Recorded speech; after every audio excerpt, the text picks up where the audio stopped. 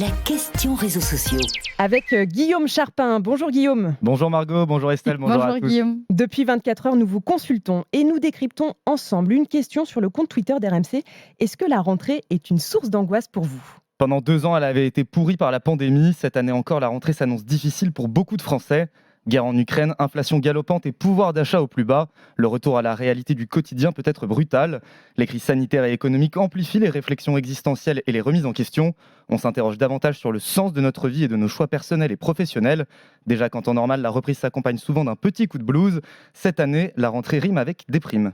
D'attaquer une nouvelle année, c'est avec tout ce qui s'est passé récemment. Je trouve ça très angoissant. Je trouve qu'on vit dans un monde de plus en plus angoissant. Ouais. Je pense surtout aux futures générations. L'avenir est très incertain à cause de ça. Je suis bien plus perdu et je sais vraiment pas comment prévoir mon année parce que je sais pas comment le monde va évoluer. Donc je dois avouer que j'ai un peu du mal à me projeter sur l'avenir.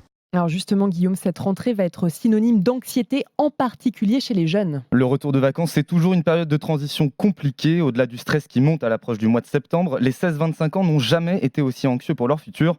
Selon un sondage réalisé par l'Institut Kantar, 75% d'entre eux ont peur de l'avenir. Éco-anxiété, insécurité et difficulté à se projeter dans l'avenir. Les sources d'angoisse sont nombreuses pour des jeunes qui se sentent abandonnés par la classe politique. 65% des sondés estiment que le gouvernement ne s'est pas montré à la hauteur pour aider les jeunes. La rentrée scolaire est aussi source d'inquiétude pour les parents.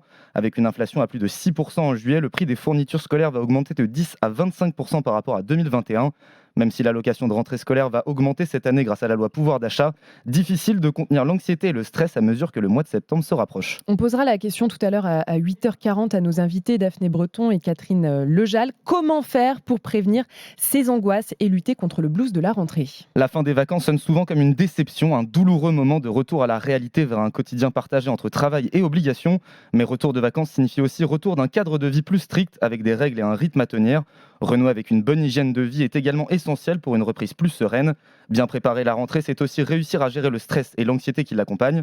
Un vague à l'âme et une usure mentale qui sont logiques pendant cette période, comme l'expliquait cette semaine sur RMC la psychologue Johanna Rosenblum. À partir du moment où on est submergé, il faut pouvoir absolument limiter les sources d'information, mais aussi compenser par des bons moments en famille, des bons moments où on s'occupe de sa santé mentale, par de la méditation, quelque chose qui viendra réguler les émotions négatives.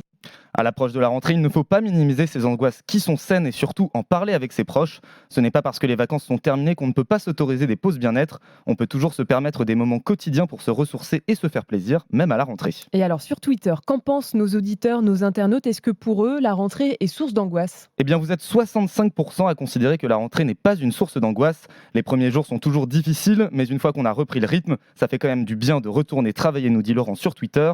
Un avis que ne partage pas Brigitte. Quand la rentrée arrive, on sent l'automne et l'hiver se rapprocher. Il fait nuit tôt, les jours se suivent, se ressemblent et les gens dépriment. Enfin pour Christophe, cette rentrée est angoissante car la société est en train de changer. Et si on rajoute à ça des actualités pas franchement réconfortantes, les incivilités et les embouteillages, ça ne donne vraiment pas envie de retourner bosser. Je ne veux pas travailler, je ne veux pas... Merci Guillaume Charpin.